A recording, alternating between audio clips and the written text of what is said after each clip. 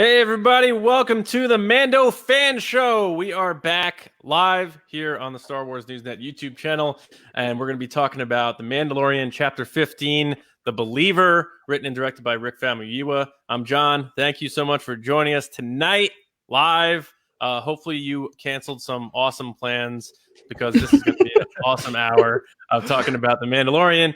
Plans? What plans? Yeah, it's 2020. There's no plan. I had Chinese food. That was like the highlight of my week. It was fantastic. James and Lacey with me as always, and our guest, bassist for the band Beartooth, huge Star Wars fan, gamer, nerd at heart, just like all of us. Ashi Bashar, what's going on, man? Thank you so much for joining us on the Mando Fan Show. What's up, everybody? Thank you guys for having me. We're excited Glad to be here. Yeah, we're excited to have you on. And James actually kind of brought you to us. So I don't know if, James, you want to explain that a little bit from your roots? I mean, I used to be in a band, and I don't know, I kind of float in the metal world, I guess you could say. I kind of had some friends, and we were talking over chat and stuff, and I think some names were tossed around about some people who were interested in Star Wars who were also kind of in the music metal scene and stuff, and Ashi's name got thrown in there, and then we started talking on Twitter, and I thought, you know what, hey, why don't you come on the show? But yeah, big fan of Beartooth. I don't know if anybody knows the band, but freaking huge metal band, and it's just awesome to watch you guys come out of Ohio. You know, that's in a way that's kind of like support from my band and Ohio metal and all that. Yeah, that's awesome. Yeah, it's definitely wild to be here with you because I mean I'm a huge fan of the band that you were in, you know, and so comes full circle. So here we are. Yeah. We do have one problem though. The chat wants to know who this other person is hosting the show because you don't have a hat on. Oh, I'm sorry. Yeah. I didn't want to say anything. I noticed too. So I got a haircut and I was like, I had one of those days where I woke up and my hair, I didn't have to do anything to it. Usually it's like, and I was like, this is a sign. I gotta just go with it today. But yeah. So before we get into things, thanks, Adam. John's got to show off the silver fox here. You got it. Right. Hey, you know what? If what's his name? Timothy Oliphant can do it. Yeah. And I can do it. Right. That's right. All right. So before we get into things here, if you folks with us now live don't mind liking the video, we appreciate that. And if you feel like sharing it to let people know to your social media that we're live, that's cool too. But otherwise, we're just thankful that you're here, hanging out with us in the base, talking about Mandalorian.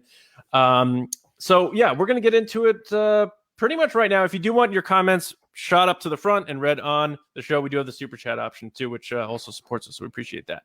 But here we go. So the first thing we do on this show is the Pedro Pascal face scale, which is so fitting for this chapter because we actually saw Pedro Pascal's face. So before we get into that, were you, I'll start with you, Ashi. Were you surprised that we saw him, his face on the show, besides obviously that one snippet from last season? Yeah, I was initially surprised.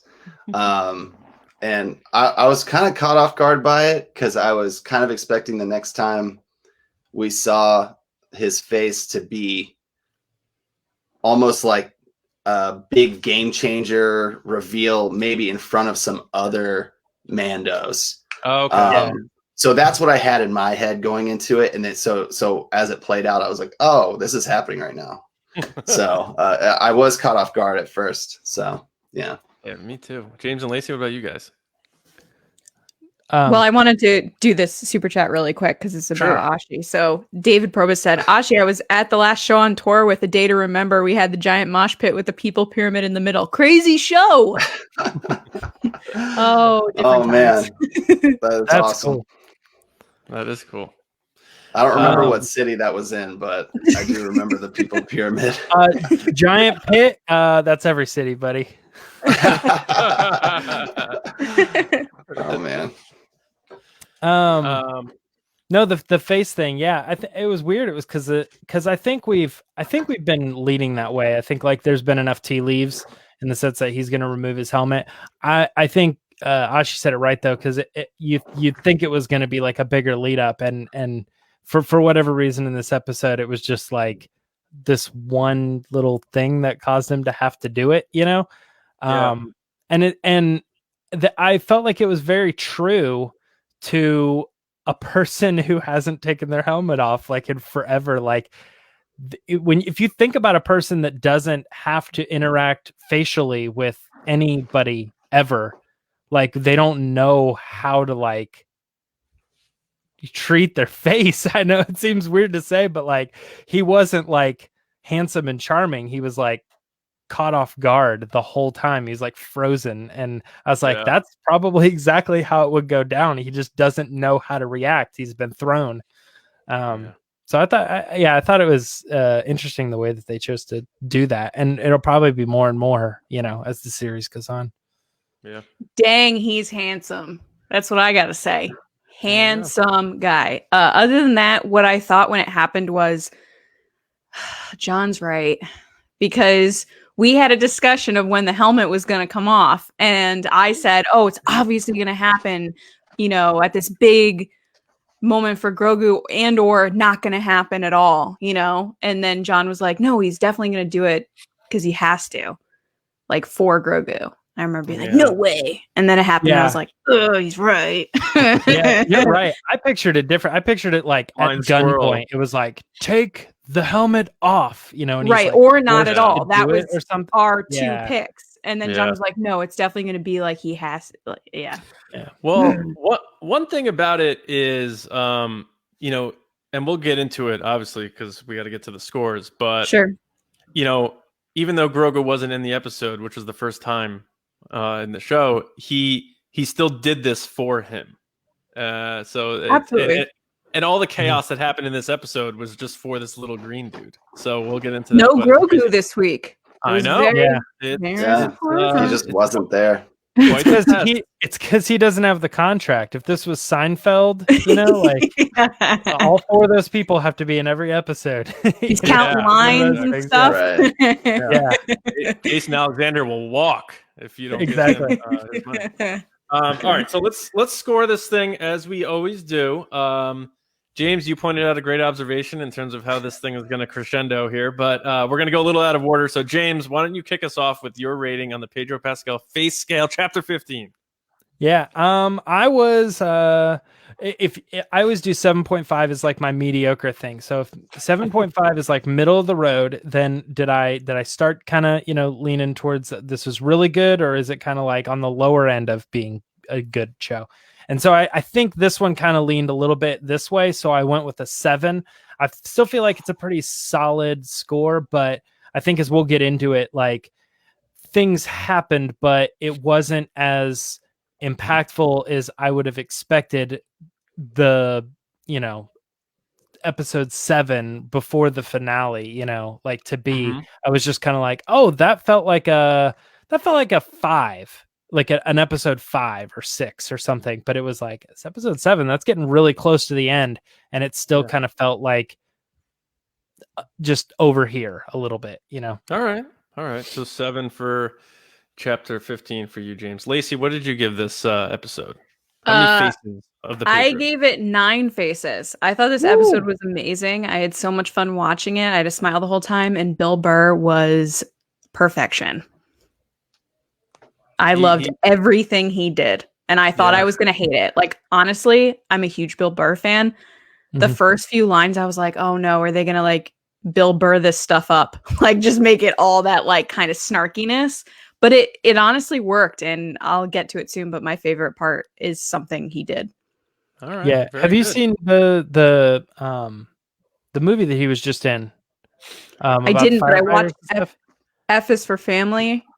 No. Oh, yeah, he's in that. Which some of his lines reminded me of that show. Just like oh, come on. It's hard not to because he's voice acting in that show. Yeah. So I just picture the cartoon, and I really like that show too. So, King of Staten Island, right? That's what that one was called. Yeah, with Pete Davidson. I thought he was like really good. Did you say Staten Island? What is it? Staten Island. Staten Stanton Island. I don't know. It's okay. It's okay. We just talked to you. Ohio, I tell you. Leave him alone. No, I'm just kidding around. Ashley, what did you rate this episode? So yeah, James, you texted me earlier and you're like, what score you got? And I said, I told him I had it at a 6, but I told him I was about to watch it again. So I watched it a second time and I bumped my score up to at least a 7. Okay.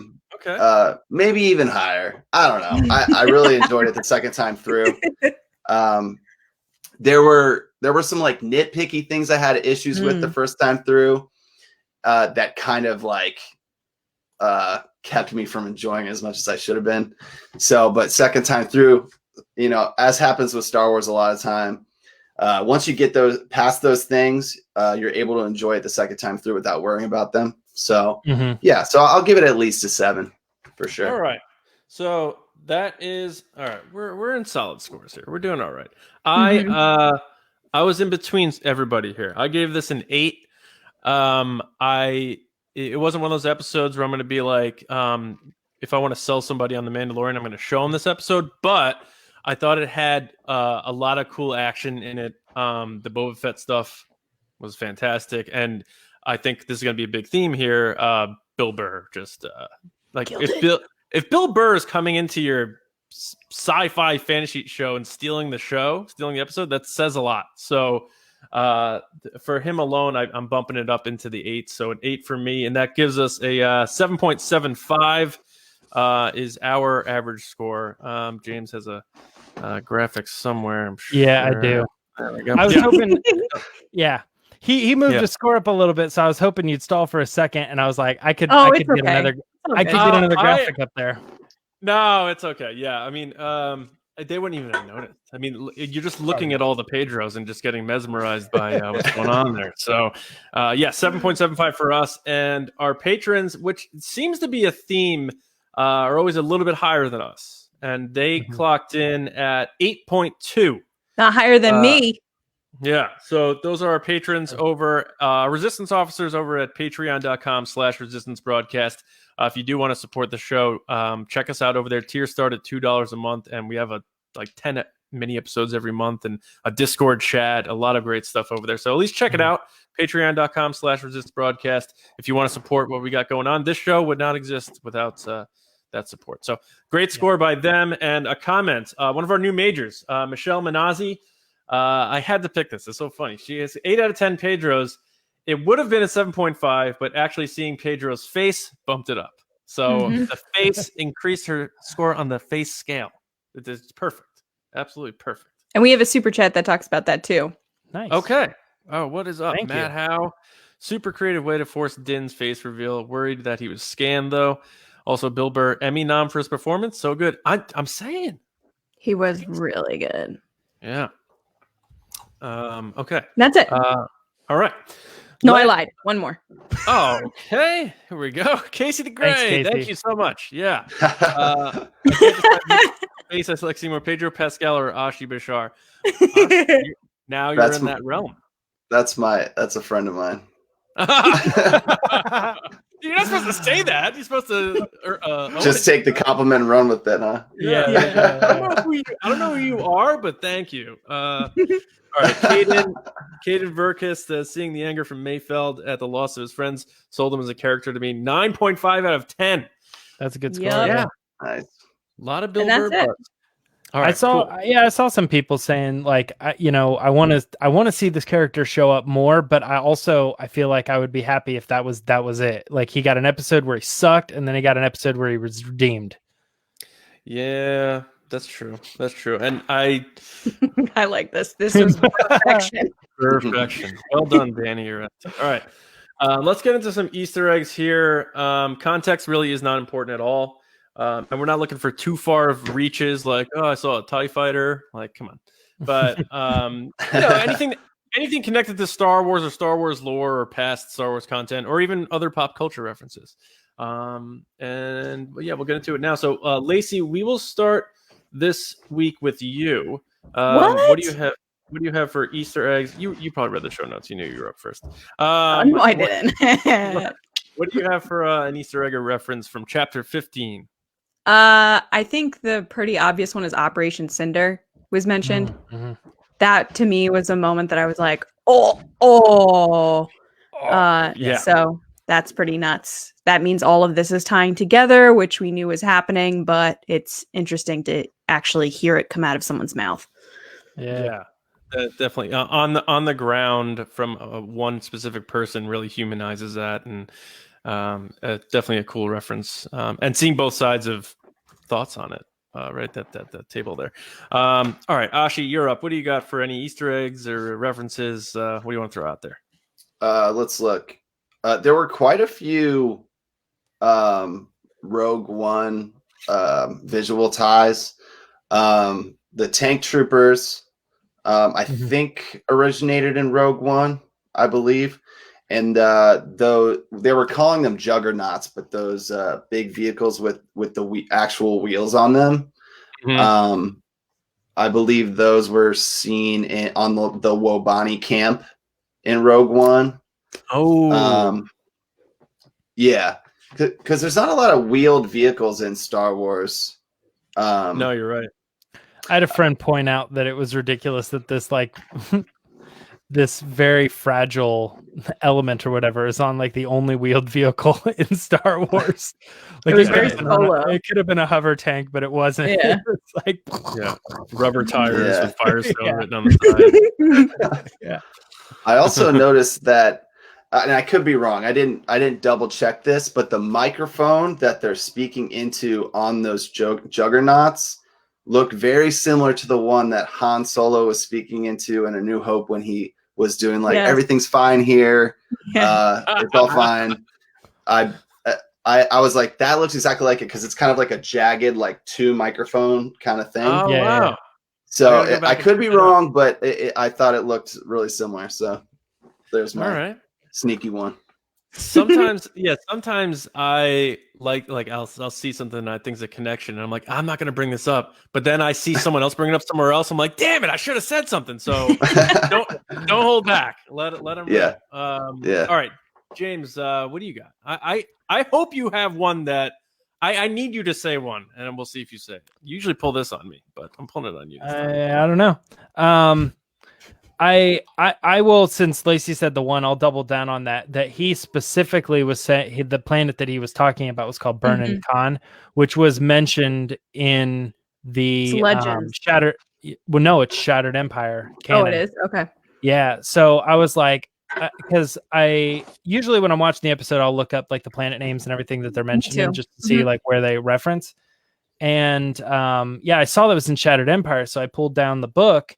And it was just kind of a throwaway comment, but it was like, oh man, yeah, they're going off all the major planets. This one, and they mentioned that one. And it's cool now to think he was there, and this was probably the moment where, just like many other characters in Star Wars, they started looking around and being like, I don't agree with this. This is absolutely wrong. And that's probably where Mayfeld abandoned and left the Empire and stuff. It's really cool. So Burnin Khan was mentioned specifically, and it's not the first time it's been mentioned in Star Wars. It's kind of cool. All right. So I'm gonna take the one I thought you were gonna go with. Go for it. Yeah, there's a lot. In the junkyard, there's Lasat. Oh yes, Zeb species, and I'm like, all right, looking up Zeb's age. I'm like, let me see where he left off. Oh, he ends up on Lothal. Like he's not dead as far as we know. Like, what if he got himself arrested and like mixed up in the New Republic? And what if that's him? What if that's him? And he's like a prisoner now, and he's like 55 years old or something. Like, either way, they're showing us a lot like live action of that species that I don't recall we've seen before. I could be wrong, but we were concerned about that on the show before. We were like, how would that translate when we were talking about Ahsoka? Yeah. He did look a little thinner, but maybe that was a quick side profile. But yeah, it's funny. I saw that. I took a picture of it, and then I went to Wikipedia, and nobody mentioned it as a Lasat, and I was like, it freaking looks like a Lasat. So I was like, I don't know if people are just missing this because it goes by quick. But it did go by quick. Like I remember a light bulb going off when I saw it, and then it was gone so fast, and I kind of was like, I was like, that guy looked familiar, but anyway, and I just kept moving. Yeah, right. Yeah. But yeah, I'm glad you pointed it out because now I know. I'm like, oh, okay, it was a Lasat. I hope so. Yeah. Or, I don't know that, or hopefully, yeah. I don't know that Filoni or anybody. I mean, Filoni hasn't been really public with this stuff, but like some of the other ILM or Lucasfilm folks sometimes confirm that stuff. I haven't seen it confirmed yet, but I think it was. I don't know. I mean, It looked like it to me. Yeah. all right, Lacey, do you have any others? What else you got? So I actually have one that is a super chat. So I'm going to bring that super chat up because it's the same thing I was going to say, which is from Sooner Thrawn. Thank you for the super chat, which is great episode. Such a great theme. We change for our kids. Bill was great. TPS reports classic Office Space. First time seeing Moff Gideon nervous. I agree. I laughed so hard at that comment. And then going into the other movie theme that I picked up on was with the car. It felt very Speed to me. Like stay above, stay below, like that type of thing. Oh yeah. Oh, I like that. That's yeah. good. I love Speed, by the way. Great movie. Now I like to do. Do you have another one from your list that you want to put out, or that was one? That I you said were gonna Speed. say? Oh, Speed. Okay, right. Okay. I like to do the 6 degrees thing and like who connects to who and Office Space. What's his name? Livingston is the main actor, and he was in Swingers with Jon Favreau. So I wonder if you just put that as a nod to his buddy. It's so funny. Yeah. All right. Interesting. All right, Ashi, do you have any more? Any others you want to toss out there? You said you had a list, so I'm just. Yeah, I have a bunch. My list is like some Easter eggs and just some like notes that I took. But let's see. Mayfeld said to Nab, like, you know, like when Mando says like they must have heard about that maneuver you pull out the battle to Nab, but he pronounced it wrong. He said like Tanab or something like that. So I was like, was it classic Star Wars mispronunciation? Like, because it is Lando, he says Han instead of Han. I was like, did they do it on purpose? Wicked to Nab. Right. He's from Boston. Yeah. He probably read the script and was like, it's to Nab. So I don't know if it was intentional or he pronounced it wrong and they just left it because they thought it was funny. It is funny, or what, or if it's a different planet altogether. I don't know, but it sounded like he was trying to say Tanab, but he said Tanab. So I 100% got that. Yeah, I 100% took it as the same. That's a plan. good. That's a good spot. Good find. Yeah. Good pull, man. I like that one because I think that went over my head for sure. So this is why I like this, because then when I go back, like I'll probably watch it again tonight, having processed everything everyone else is giving us here, including the people in the chat, and then just be like, oh, bam! I feel like I have superpowers now. Like, bam, there it is. All right, very cool. So before James goes, I just want to jump in really quick because this person is actually popping in and then popping out. So Micah Harrison, thank you for the super chat. Said, hey guys, just popping in to say hi. Can't wait to watch the whole show after work. Love this episode. Crazy. There's only one episode left. I agree. I can't believe. Thanks, Micah. Thanks, Micah. All right, James, you are up. I'm gonna go with as they all giving their reasons why they can't go. Boba Fett says, let's just say they might recognize my face. I loved that line so much. Why is Boba Fett hilarious now? they might recognize me. I was like watching with Matt and I was just like, get it? Because he's all the faces. Let's just say my face is recognizable. I loved it. Let's just say, like, he doesn't want to explain why. He's too tired to explain why. But, he's been in a Sarlacc pit now. He's like, I don't want to. Long story. Yeah, I wonder if the toxic slime from the Sarlacc like would make the face not identify the same as the clone face, but he didn't want to take the chance. So funny though. Yeah. Good. Yeah. I mean, we recognized him, so you would assume that other people would. True. You're right. Except for me. You missed it. That's right. What are you talking about? Yeah. He turned around. I'm like, who's that guy? And then I went like hours later. You got to tell Ashi about that you missed, that you whiffed on that. Yeah. So just, it wasn't until like we all watched the episode in the morning and then we kind of like feel each other out, like if we've seen it yet. And John was like, that was incredible. And I was like, I know they did it.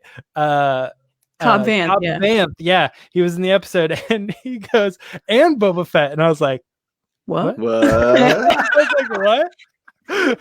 And then I like, kind of did the same thing in my chat. oh really? Yeah. I was like, which clone is that, guys? And they were like, it's Boba Fett. And I was like, oh, okay. See, I didn't even put it together. I was like, who's the mysterious man who we don't know? You know, I didn't take it as a reveal. I just, you didn't get it at all. for Yeah. whatever reason, I did not recognize him. I'm a huge Star Wars fan. Just for whatever reason, it didn't click that was him. Right. So it was funny. Funny, man. It got exposed later. Yeah. I guess my last one would be, and this one might be a little bit of a reach, but again, sometimes you got to go for it because other people may be like, oh yeah, was when Mayfeld said, I can't see anything in this helmet. And that is like almost a verbatim line to Luke in that when he had the Stormtrooper helmet on in A New Hope. So I was like, and I know it's like a running gag, like why Stormtroopers stink at hitting things because their helmets are just not practical for sight. And he's just like, I'm taking this thing off. I can't see anything in this helmet. So that made me think of that. I don't know if that rung that for you guys too. But I I actually had that one written down. Oh, okay, cool. And I was also hesitant about saying it, but with the amount of Easter egg videos that I've watched where they, named the most obscure little ties, I was just like, it's worth writing down, Yeah. So, but yeah, they needed an excuse for him to take off his helmet. So, they pulled from A New Hope in that way. Yeah. So. Yeah, this is also very similar in the chat. We have a super chat from Mick Elvis who says, not an Easter egg as such, but the way Mando and Mayfeld get a hero's welcome at the base is very reminiscent of Han and Luke's after Yavin. Oh yeah. That's a good point. Thanks for the super chat. Yeah, thank you very much, McElvis. Thank you, McElvis. Appreciate that. And thanks to everybody who's been sending in the super chats. That's very cool. Appreciate it. All right, Lacey, do you have any others? I think I'm out. I'm tapped. I mean, besides like the stereotypical running across the roof, jumping into the plane, very like Matrixy and all that stuff. And then like the thermal detonator is the thermal detonator. Sure. Yep. Not the Rock. Not the Rock. No clipping Solo sound with his mouth. Yeah. And then the seismic charge thing is very prequel, where like the Obi-Wan Kenobi scene where he's chasing Attack him. of the Clones. Yeah, absolutely. Yeah. Yeah, I was like, is that an Easter egg or is that like a blatant, obvious? It was so cool. Yeah, it was so cool. They were like, we've got company, and I saw the TIE fighters coming up, and the second he goes and he shifts the slave one the other way, I was like, this is it.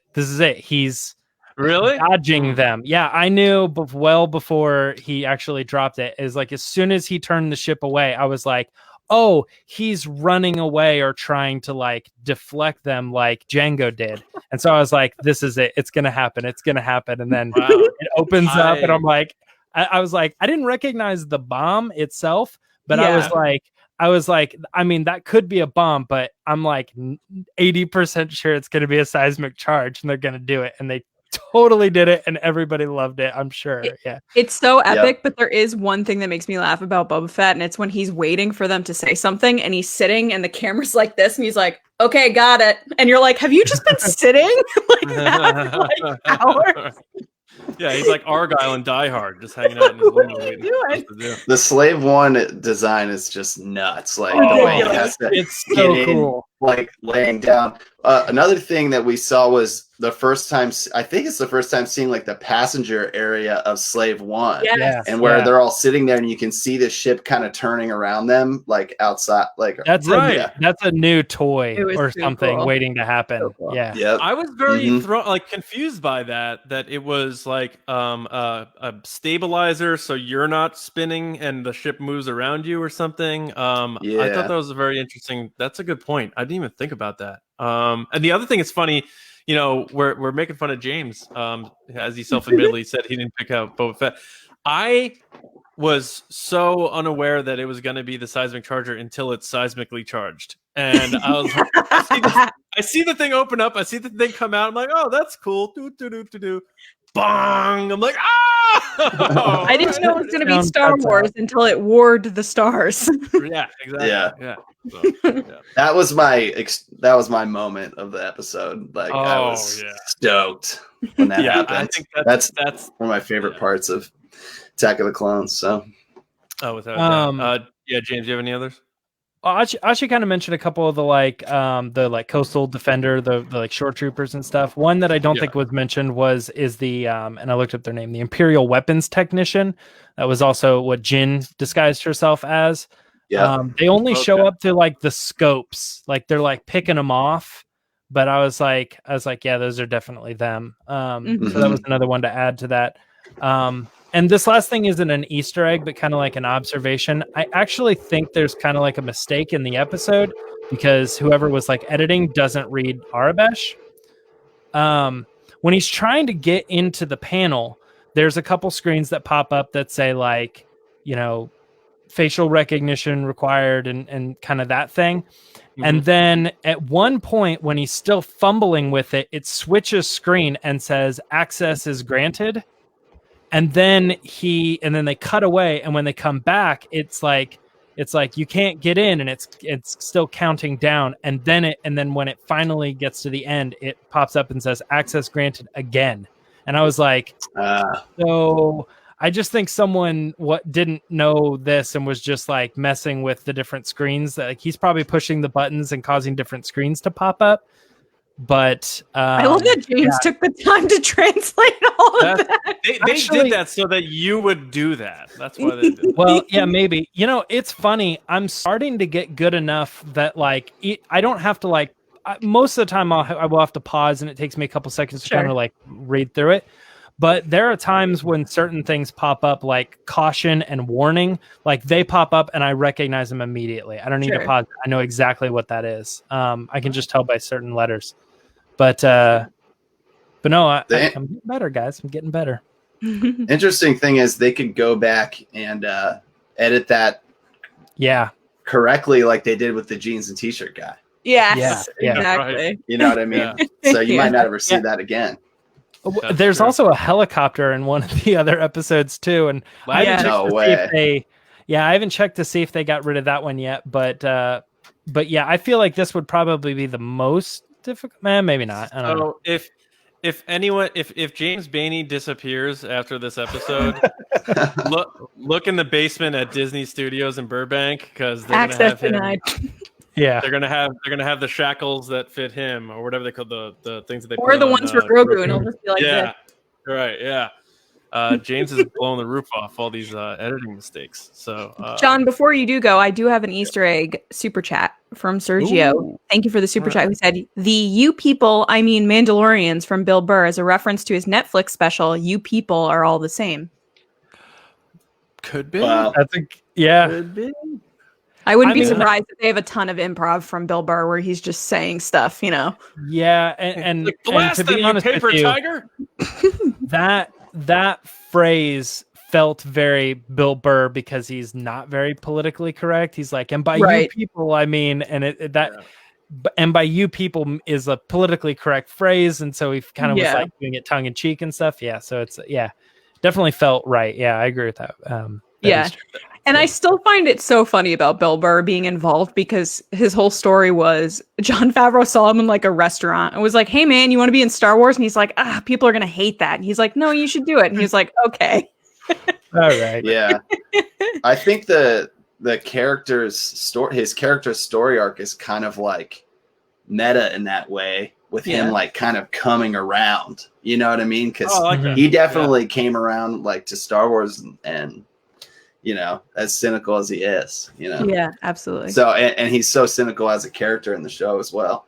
And he kind of did the same thing. So, and that fits his whole humor and his whole brand. Do you have any more Easter eggs, John? Sorry, I didn't mean to like make it all about Bill Burr because it's going to happen in about 5 minutes. I think we're all done. Yeah. Okay. Yeah. But yeah, we'll segue into that in just a moment. But we do have one more super chat from T. Bellet, who said, "Happy Friday, TRB. That crispy boba armor and gauntlets feel like a nod to the original Kenner colors. Thanks for all you do. May the force be with you." Thank you so much. I love your Batman. With Batman's the coffee. chilling with some coffee, and that's. I love that Boba Fett paint job. I loved it too, man. Like, that looks awesome. I thought that was fire. He even painted inside the dent. Yeah. It was really, really cool. We also have one from Sweet Star Wars Delight. Thank you so much. Who said, "Where's the scene where Boba Fett had his armor in the washing machine?" Laughing face. Boba's cleaned up and looking all spiffy. It's pride. Yeah, Pride in that. he definitely, because You haven't we had gorgeous talked Adonis. about this. Like, why does Cobb Vanth look so bad in comparison to Mando? It's because Mando's under outfit looks really good. Mhm. Boba Fett's outfit was always that like brown gray jumpsuit thing, and Boba Fett now has this like really cool like black mesh kind of thing going on. Yes. And then he also has this like kilt kind of looking. I liked that. thing. It's like a samurai look with the long underneath. Yeah. Yeah, Very cool. Yeah. All right, let's get into the Mando code, which, if you are watching by now, hopefully you know is our season-long giveaway contest. I've been revealing a new number on each episode, and on our season recap show, 2 episodes from now, we'll reveal the final number and how to submit your guesses to win the Mando code bounty. So the grand prize is a limited edition Mandalorian box, thanks to our friends at jewelrybrands.shop, which includes the Werner Herzog Empire Medallion necklace from season 1, the Mandalorian skull necklace that Baby Yoda now has. Oh, Baby Yoda. Grogu. Jeez. Grogu. Change your copy, John. Come on, man. And a brick of Beskar steel. And it's real Beskar, so you can really do some damage with that thing. And so go to jewelrybrands.shop, use promo code TRB at checkout if you want 10% off of your purchase. But make sure you also keep track of these numbers so you can enter to win. But the winner will also receive a supersized Funko Grogu Mando Fan Show Season 2 shirt. And this week, last week I should say, we added the Mission Fleet Mandalorian, the Child Battle for the Bounty. And we'll be adding one more item next week to the collection. So I hope you have your first 6 numbers of the Mando code. If not, go back and listen to the previous episodes. The next number in the code is 15. So write it down, save it in your phone, whatever you got to do. Hopefully you're collecting those numbers and you'll have your shot to win, because what if Ashi's like, you know what? Now that I know 15, I think I got it.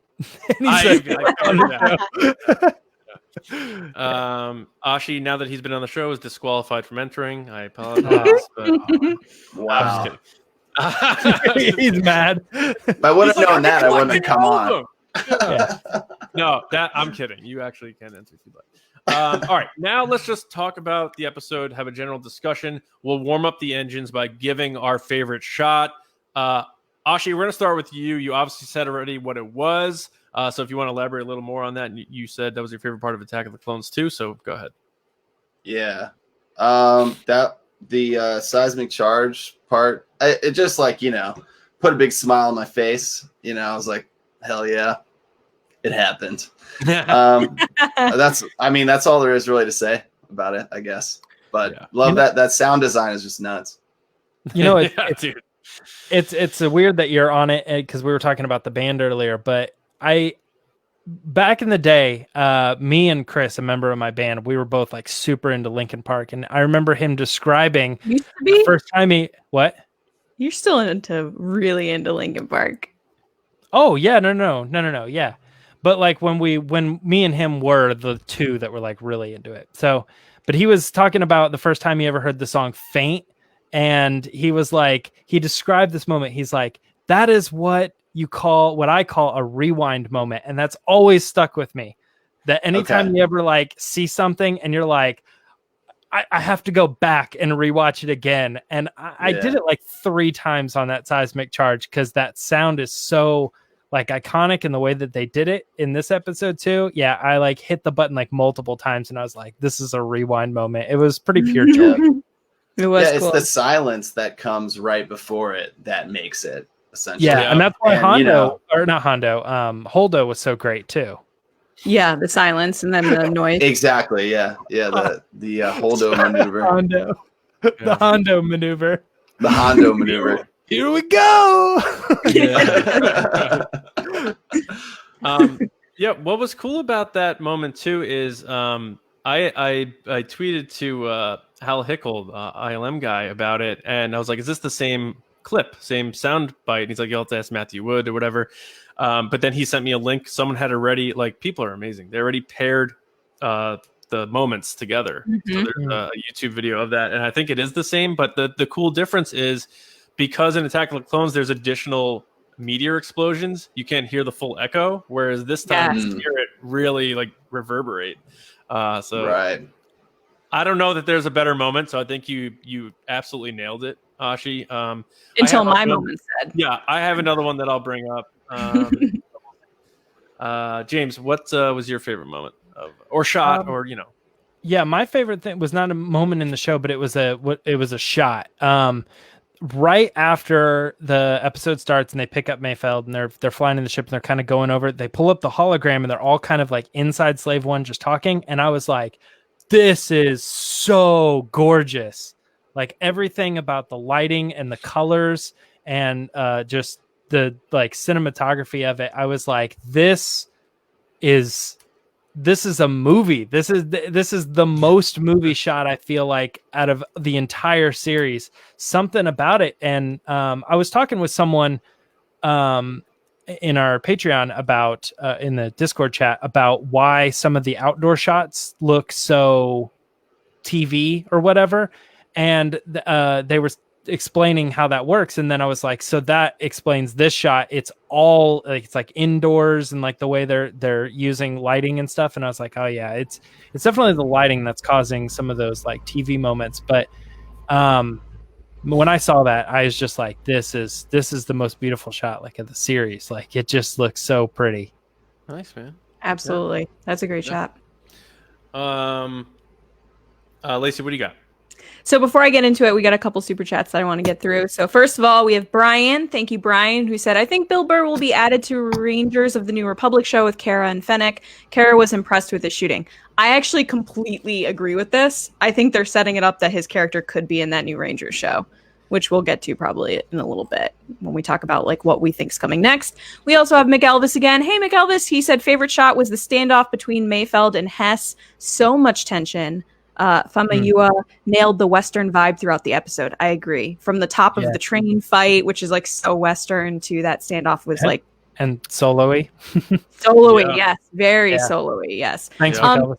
So playing into those two things, actually, because they both relate to Bill Burr, he was my favorite part of the episode, which I'm sure a lot of people feel the same way. My favorite part is very, very him.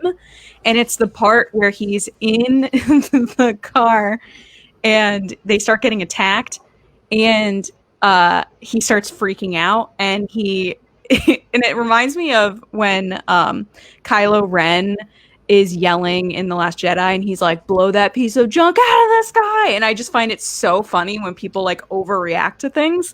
And it was the line where he's like, I should have stayed in prison. And he's just like yelling at like, it was so funny. I was laughing. I cracked up at that one too. I was laughing because he's like doing that high pitched yell that he does. And it made me laugh so hard, especially because like I said, I watch F is for Family and he does that yell like all the time. That I replayed it, I think 2 or 3 times. And I was just cracking up at like 3 a.m. I was like, this is so funny. Yeah, he covered the whole gamut in that episode, and we'll get into it just a second. But my favorite moment, probably to no one's surprise here, is Moff Gideon's face looking scared when Mando repeats his lines back to him in a perfectly fitting context. Perfect, yeah. And you know, you're wondering like, so Mando got back there and he's like, all right, let me put my gear back on. I know what I'm going to do. I just got to get my gear back on. All right, hit record. All right, go ahead. And I wonder if it was like one take. I wonder if it was like, you don't know, but he delivers it in a slow cadence. And as each line he's delivering, Gideon obviously knows what line is coming next because he knows those are his words. And he's just like, oh God. And then that look on his face, like that's how good this guy is. Giancarlo Esposito, 0 lines of dialogue in this episode, and it's my favorite moment of the whole episode. And he just looks terrified. So we're going into a chapter, our season finale, where we have our bad guy finally, like, you know, the Russians cut. Like he's not physically, but you're seeing a vulnerability there that we haven't seen yet. So that excited me, and I hope they bring like those two come together and have another brawl like they did in the air last season. But more, I think Adam says it perfectly. Darksaber versus Beskar spear. Here we come. That's what I'm thinking. Yeah. So John, you know what my oh, sorry, go ahead. I was just say, I think up until that point, maybe Gideon hadn't realized that that Din was so invested in Grogu. Like he probably was thinking, oh, this Mandalorian doesn't care about this creature that much. Yeah. So as long as I get him back, it's going to be good from there. Yeah. And now he's like, oh wait, this dude actually like is attached to this thing and like wants him back. And he's like, crap, now I have to deal with this. So that's a good point. Yeah. My favorite part of that scene was I was thinking, the first thought that popped into my head when that happened is I don't know why he would do that. Like, why would you contact somebody and completely blow any sort of element of surprise? Like, we're coming, get your guard up. You know what I mean? Prepare for us because we're coming. And then I thought, you know what? I bet in a lot of ways there's a psychological tactical advantage to that. Like out. Yeah. And so I thought, maybe he's playing that game. He's like, this could probably hurt us, but I think getting inside of this guy's head is probably more advantageous for us in the long run. So I will send him this message and let him know that I'm listening, I'm preparing. You didn't expect me coming. I'm coming, so so it's like, I'm going to get you back, but I'm not going to tell you when it's coming. You know what I mean? It's one of those things like you do to your little brother or something like that. Yeah, it's like how I Met Your Mother, the slap bet. Slaps giving. Yeah. It's like Katniss in Hunger Games. Yeah. Talking to President Snow. Mm-hmm. So yeah, let's just kind of get into it here in terms of a general chat in the episode. Obviously, Bill Burr, a big thing. So for me, that was a show stealer, and it seems like that's been the theme for most people online and most of us here. So I tweeted jokingly like 2020, like if you told me in 2003 as I'm watching Chappelle's show and he's playing like the token white guy, the judge for the draft and stuff, that in 2021 Bill Burr is going to be nominated for an Emmy for a Star Wars show, I'd be like, the color commentator for the dice game in the basement. Yeah. I'd be like, dude, what drugs are you on? Like, that is crazy. So I'll just start throwing it out there to you guys on that. So I don't know, Ashi, what you think about Bill Burr. Are you a fan of Bill Burr's? Yeah. I am. Yeah. Like I said, like I watch Episodes for Family. Really like that show. And Bill Burr is hilariously abrasive. And yeah, no, it was just really good to see him actually act in this episode and do some non-Bill Burr delivery of dialogue, especially in the scene where they're sitting there at the table in the mess hall, which is very, I think a nod to like an Inglourious Bastards, which I think everybody's already kind of blowing that up online and stuff. But yeah, great scene, and it was really good to see him like deliver some serious lines of dialogue there. So good stuff from Bill Burr. Absolutely. Unexpected. Now, Lacey, I know you've been a big fan of his. Even his performance last year on the show, which doesn't even pale to this, right? So yeah, no, this is 300% better than last year. I feel like last year we still kind of had that view of him of like, oh, it's Bill Burr shooting some space guns. That was one of my negatives that people were like, oh, I was totally sold on his character. I was like, no, it seems like Bill Burr, like just being Bill Burr in the episode. Yeah, I agree. But yeah, no, I've been a fan since day one. I remember when we saw that footage at Celebration, I saw him in the footage and I was like, I don't know if we're allowed to talk about this. Oh, right. Jon Favreau said you can't talk about it. So then when it finally came out, I was like, is this Bill Burr? And I like used a clip of it. And I remember for a long time, he was denying it or like not talking about it. And I don't know if he did that on purpose or someone told him to. And then he showed up and I was like, see, I told you.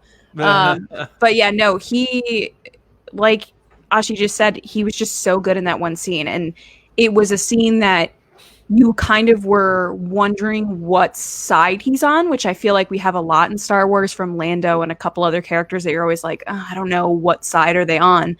But it was crazy. And that like 25-second delivery, you saw all the pain that he felt as someone that thought they were doing the thing that was best for them and how much pain and destruction they caused. And then the idea of you still thought you were doing the right thing by driving this vehicle in and you're still on the wrong side. Like it's always who is the right side. Yeah. And then obviously that shot at the end where he blows up the whole base is just like so epic. I feel like a lot of times, and I'm guilty of this too, is you look at Star Wars and you kind of try to find the deeper meanings and what does it all mean and what are the themes here. This was an episode that I had a smile on my face the whole time and I just had fun watching and I didn't need the deeper stuff necessarily. And I think that's why I enjoyed it so much. And I love just having fun watching Star Wars, and this episode did it for me. Yeah, without a doubt. James, to me, it was pretty on the nose. Had we not had the presentation first, maybe not, but very obvious Kara's observations of him. Are you thinking he's going to be in the New Republic Rangers series? You know, I don't know if that was Lacey's idea or she saw it somewhere else, but the first I did not see it anywhere else. I tweeted it at 3 and then realized there's a spoiler and I deleted the tweet and then retweeted it later in the day. Didn't it seem so on the nose though? You know, it was pretty. And then she lets him go and he's like, That was some good shooting there. Like her delivery wasn't great. I'm not gonna lie. Her delivery was probably the worst of the show, like in this episode. Yeah, I'll probably say that too. There was actually a line specifically where like the scene dragged on, and I was like, "Is anybody gonna talk?" And then she says one line, and then they cut away, and I was like, "Did she forget her line?" And then did she take? Was she sitting there like waiting for Ming-Na to say something, and then like she's like, "Oh, that's me," and then she says her line. I don't know. You see her elbow like tap her, like. Yeah, exactly. Yeah. No, it didn't occur to me at all. You're saying it was like on the nose, and I was like, I feel like the only thing on the nose about this is that it was very cliche. Like, you suck, and then he does something good, and then like, you're not so bad. And I was like, you know what? You're all right. I loved it. Give me all the cliches. Yeah, I loved it. You know, but like it was weird because okay, we just got done writing this or just talking about Bill Burr's delivery, and like the reason that scene lands is because 10 minutes ago he's in the truck and he's saying it doesn't matter what side you're on, there's no right and wrong. Mm-hmm. And then he comes in here and he's being hit in the face with his past, which is you've made that decision in the past before and you recognize it as wrong and you are denying it. And now you can't deny it any longer. And he has to do what he has to do. And I think that goes into the writing. But then it's weird because I'm like, but getting him off and letting him go, I'm like, that's cliche and that's bad writing. And maybe they could have handled it better. Just the whole like, I saw the prisoner die. I thought that was such a dumb move on her part. Like he's not gonna. She's gonna go back and say that she removed a prisoner from prison, took him to this place, and then he was killed there. She's going to probably get questioned about that, maybe not. But then, on top of that, he's likely going to show up alive somewhere else. So the report back on her claiming that he died is going to go right back to her. I don't know. It just seemed like a dumb move. She also leaves him on that planet. And if we know anything about Star Wars, there's only like one city or one building per planet. It was a big jungle, yeah. What's he going to do? I mean, the only thing he can do is try to go back to that facility and steal something to get off. I don't know. Just the whole thing seemed weird. That's fair. But whatever. We do have a super chat from Christian Morales. Thanks, Christian, who said, shout out to the Imperial remnant for allowing the story to continue by not killing anything. Got a point. All right. So one other thing I was going to bring up, well, two things. One, a quick little line of dialogue that I don't know if this was all Rick Famuyiwa or Favreau's like, I need to like make sure we stabilize Mando as the lead dog here, is when, Boba Fett comes walking down the ramp and Mayfeld's like, oh, I thought you were someone else. Yeah, I love that. Like, the Western music kicks and you see Mando at the top of the ramp. They're like, okay, Alpha is Mando still. Boba, he's not stealing the show.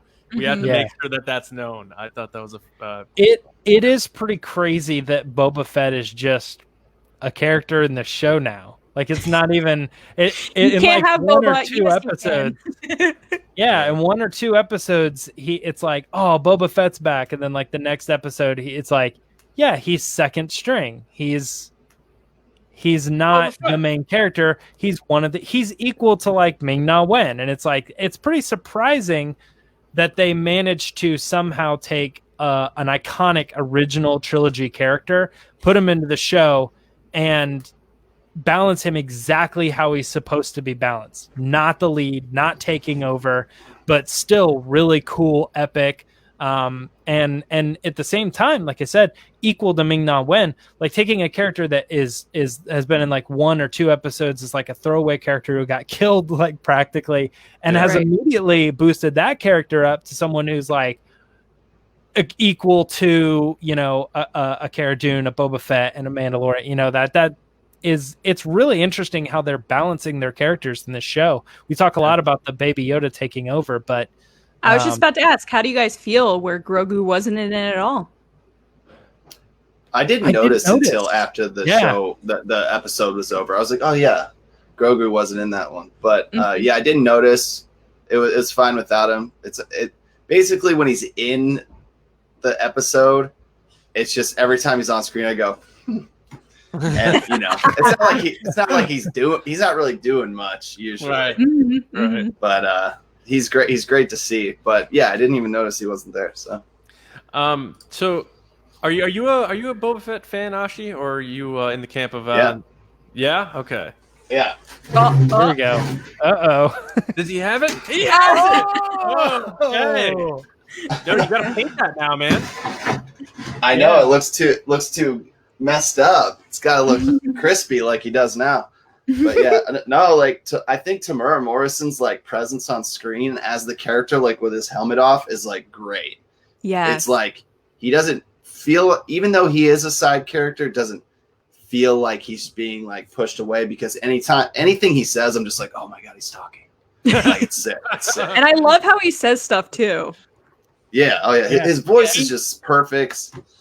He wasn't the actor that played Boba Fett, but he has the mannerisms of Boba Fett. Like Lacey, you pointed out earlier, like when he's sitting in the cockpit and they tell him like to put in this or whatever, like him just like pushing the buttons or turning his head to say a line or something. I'm like, that feels like Boba Fett. It really does. Mm-hmm. Yeah. He's doing a really good job. It's not just his face. Yeah. Really, really good. It's funny because you almost want to think like if they, you know, I've heard the gallery thing's only going to be a one and done this round, but I don't know if that's true. That's what I've heard. But you could just picture Favreau, like even though other people are directing it, like just kind of being in there in the cockpit, like now Boba Fett would hit the button like this, or like, you know, like, you know what I mean? And let Filoni handle like lore stuff. He's like, no, Boba Fett's glove would look like this. But, people in the chat are asking if we think Fett and Fennec are going to go bad. I don't know. Are we fully trusting those characters? I don't know. What do you guys think? I trust them at this I point. can't see them going bad. Yeah. Because if they went bad at this point, I don't think that it would be justified, because you got to do some setup for that to happen. And I just don't feel like there's been any. Yeah, I agree. He said a not. It's like, I don't want to make like when a character gets to a certain point in their arc, like Boba Fett's been around for a long time. Right. I don't know that they're going to go with this major heel plot line with him on this show, and I don't know if this show has the time for that.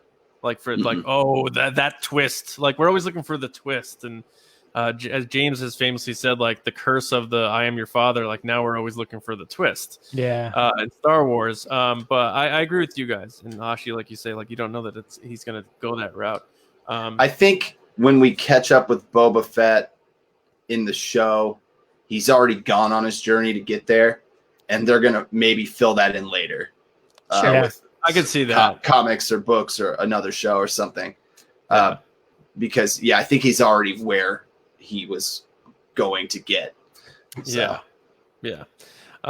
One thing that I wanted to point out, kind of like they flipped the script on us from the point of view aspect, is, you know, they're posing as Imperials and they're going to this refinery thing, and there's these pirates after them. But when you really think about it, if the show was flipped on another angle, the pirates are like rebels, and they're like these people who are trying to stop the Imperials. So I'm like sitting there watching, like, oh, they better not blow it up. Kill that guy, he's right behind you. And then like, wait a minute, I'm rooting for the bad guys, so to speak. Right, here. right. From that, it's like it twisted my mind a little bit. I'm like, that's Leia with a thermal detonator. If you flip the script, Mm-hmm. So that kind of messed with my mind a little bit. Yeah. I wasn't a huge fan of the pirate scene because they drive through the city and you see all these characters who are, poor and they're suffering because the Imperial thing. And I get that. And they really close in on that one kid. And I'm like, is he going to show up again somehow? That's Broom Kid. Yeah, it probably is. No, I think it's Mando finding connection through a young child like he felt. Yeah. I think that's what they're trying to drive home. Symbolism. That's after I just said, I don't care about the deeper stuff. I only like the action. Yeah. Basically, like, I have a list of metaphors here now. It's funny too because that's very close to Broom Kid in the sense that it's supposed to be a symbol for but no, they show these like human characters, and then like 5 minutes later they're being attacked, and you would think they would be attacked by the people of that village, but they're like these alien creatures, and I'm like, I don't understand how these guys fit in. They just randomly showed up to start throwing bombs. And they're really bad at it too. Like even like when they finally get to the base, like one of them like throws it and then it never blows up. I'm like, did you forget to arm the bomb? Like, I don't know. Yeah, I noticed that too.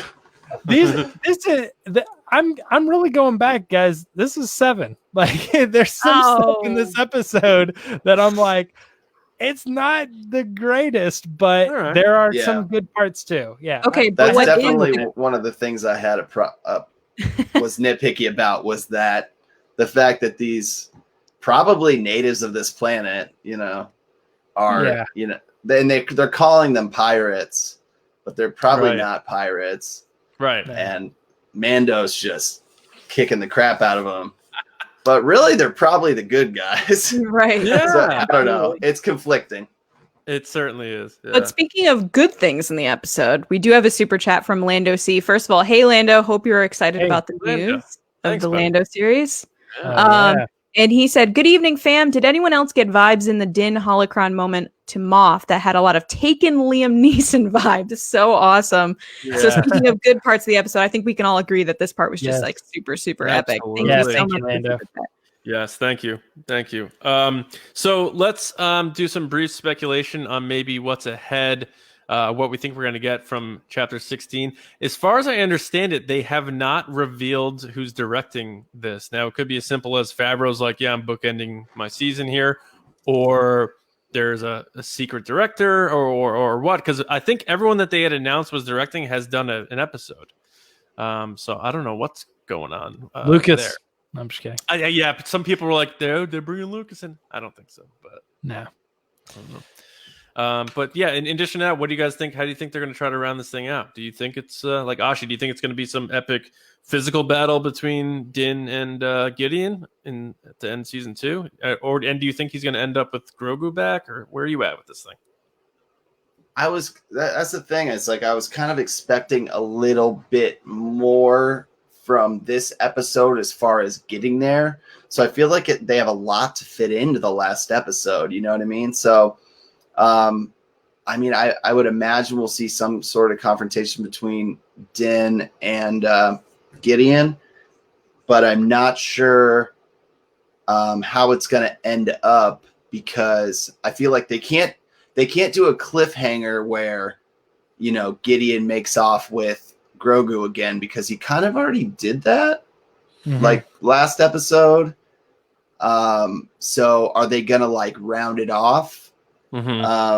And just have Din get Grogu back and maybe Gideon escapes? I don't know, because I don't think they're not going to get rid of Gideon yet. I don't think, but I hope not. I don't know. I really don't know, and that is interesting about the director. Did Favreau direct an episode?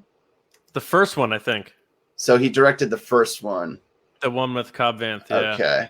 Which is, in my opinion, the best one so far. I think that was I give that a 9. Yeah. The first one was favorite I has been retroactively gave it a 9. Yeah, my favorite's been Ahsoka. Yeah. I they've agree. I'm just Go saying ahead, they've John. had Bryce Dallas Howard, Peyton Reed, Famuyiwa, Filoni, Favreau, Robert Rodriguez, and who's this? I'm missing one. Of course, I always do that. I always miss one. Filoni. But Did you say Filoni? I think I said Filoni. Who did? Did Filoni do 2 episodes? No, just the Ahsoka one. Someone in the chat's probably lighting up who I missed. But Yeah, maybe. I thought you did a really good job though in naming all those. I tried. But anyway, yeah, I don't think we have it. But I don't think it's been announced. So I don't know. Someone's Somebody guessing just said it's the Rousseau brothers. that's what their guess is for the next episode. The Oh, Russo dude, brothers. that would be amazing. Yeah. Imagine we see that. They're one of my picks for they I want them to do They did visit a big the set. Star Wars project. Yeah. They did visit the set. That would be insane. The season finale is done by the Russo brothers. I think it's going to be an epic battle, obviously, because we have Giancarlo Esposito talking about how he broke multiple lightsabers. So you have to imagine that he did something to break those things. That's a great callback. I forgot about that interview. Yeah, he said he broke multiple. So how hard are you hitting something? The prop they had guy's him like, They had him no. using the Hasbro one behind James, and that's why he kept breaking it. It's a $10 toy. We do have a super no, chat from Frank, real quick. He said, "The believer makes me think that Mayfeld will be back for Rangers because Mando gave him an opportunity to believe in something else to fight for." I agree. I think from what we got yesterday, really quick, from the big announcement with Disney and everything, they're setting this thing up for like a big cinematic event with all these like intersecting storylines. So all the things like John said and James said, which was like so on the nose, Ashi said it too, which was like so in your face, where they're doing these slow pushes into Kara and slow pushes into Bill Burr and like these moments that he's getting like these hero moments. That's where I got the feeling. And when I watched it at 3 a.m. is like, oh, they're setting him up to do more. It has to be. They're not going to have him walk away in the jungle and never show up again. It felt very Ahsoka to me. We probably wouldn't think that if we didn't know the name of the show and how it's connected. And Absolutely. Stuff. I 100% agree. I would not make this connection unless they announced the Ranger series. Yeah. But Carl Weathers. That was the other one. Sorry. Carl Carl Weathers. Yeah. But the way that he walked into the jungle was very Ahsoka walking away from the ship too. Like that moment of like, oh, there's more to come from that character, obviously. Yeah. So thank you for the super chat. Appreciated. And then Kyle said $5, but I don't know what. Oh, John, did you get Carl Weathers? I just did, Kyle. Thank you, Kyle. Thank you, though. Thank you, though. Appreciate that. And then Brian Landers, thank you so much for the super chat, said Din beats Gideon for saber, gives to Bo-Katan, then she gives the saber to Fett because he's a true Mando now, and Bo has always been a reluctant leader. I think she is going to come back. That's my own thing. I don't know if I want Boba Fett with the Darksaber, though. I don't know about that. I definitely think we see Bo-Katan back in the final episode, though, right? For the team up. Do you think we see everyone? Like, do you think we'll see Cobb Vanth come back? Like they round out everyone he kind of ran into, kind of thing? I'm curious about that because now, who was it that said Russo brothers? I can't remember who submitted Danny that. said Russo. Danny did. Danny. That's good because I think we tend to think of these types of shows and the events and what the big episodes. What could they be? It usually leads to some sort of Avengers team up. That's how we picture them now. So bring in the Avengers guys for the team up. I know, right? So Hulk will be there. Time. Yeah. But no, I mean, I think when we generally speculate about this episode, we're like, well, Cobb Vanth is coming back, and Bo-Katan is coming back. Like we would expect that to be the case. Frog Lady coming back. Yeah, Frog Lady. And when you think about the Russo brothers handling so well multiple characters and doing all those characters justice in their scenes and stuff, then it starts to point out how could you in like an hour handle how all of these characters manage to find themselves back into this and giving them all their just dues. Yeah, I think Russo brothers is a good guess on that one. I like that a lot. But Ray Kenobi said, "Mando's assemble." Din Djarin standing there, and he hears "on your left," like. Yep, that's what Mando C just said. On your left. On your left, yeah. No, but once we got to that episode, the tragedy, I was like, oh man, that's what we've been expecting the final episode to be.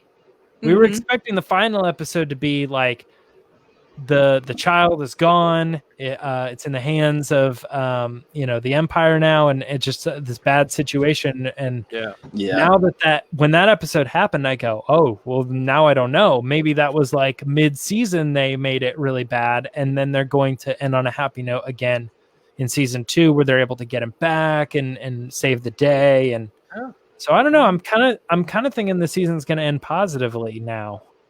Yeah. Yeah, like Adam said, "Frog Lady kills Gideon." I love that. Like puts one of the eggs like in his mouth. Yeah, I would love to see it. What were you saying? Vintage Adam. No, did you say you think Grogu will end up back with Mando to end this season? Is that what you're saying?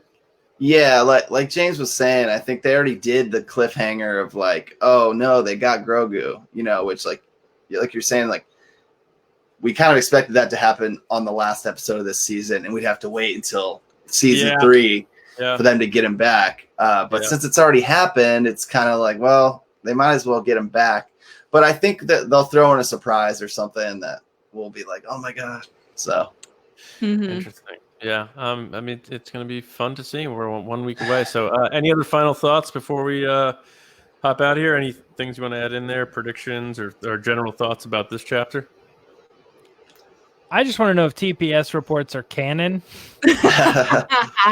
Like, was that a real line where he's like, yeah, the TPS reports, or was he totally just like making something up? I'm going to need you to go ahead and look up Wikipedia. Yeah. Yeah. I hope it ends on a happy note. Because I feel things, guys, and I would be so distraught if we don't know what happens to Grogu until Christmas of next year. Yeah, because it's not coming out in the fall. Oh gosh. Yeah.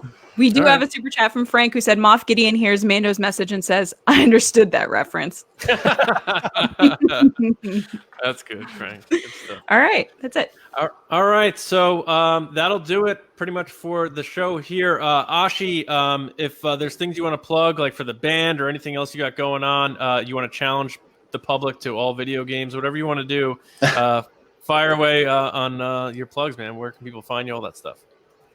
Yeah. Just give me a follow. It's Ashi Bashar. It's at Ashi Bashar on pretty much everything. Good luck spelling it. But yeah, it was great to be here, guys. Thank you so much for having me. Love talking Star Wars. So this was a good time. We'll have to have you back on our normal pod to talk about Star Wars in general in the new year. Yeah. But we do want to thank everybody for listening and watching and being a part of the Resistance and, of course, the Mando Fan Show. Make sure you're going to StarWarsNewsNet.com every day for all of your Star Wars news. You can find us on the Resistance broadcast every Monday and Thursday, so make sure you do subscribe either right here on the YouTube channel or your preferred podcast app. We are pretty much on all the major podcast apps, so you can listen to us. And if you haven't yet, make sure you do like this video and please share it with some friends. I have to give a shout out. We talked about Patreon before.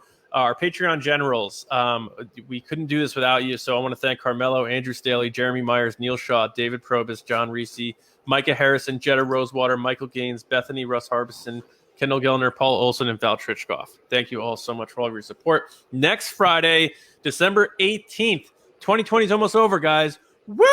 All right. We will be joined by our buddy, writer, director, actor, Stephen Ford. You guys, I know, all loved his episode with us on the Resistance broadcast. He's coming back to talk about the Mandalorian, the season finale. So that should be a good time. Ashi, thank you again so much for joining us. This was a lot of fun. You're a great guest. So like I said, hopefully you want to come back and talk other Star Wars stuff with us on our regular pod. Anytime, man. Thank you guys so much for having me. Awesome. All right. So thanks again to everybody. We'll be back again, like I said, 8:30 next Friday. Live here on the YouTube channel for the Mando Fan Show. So until then, from James, Lacey, and myself, we will see you around, kids.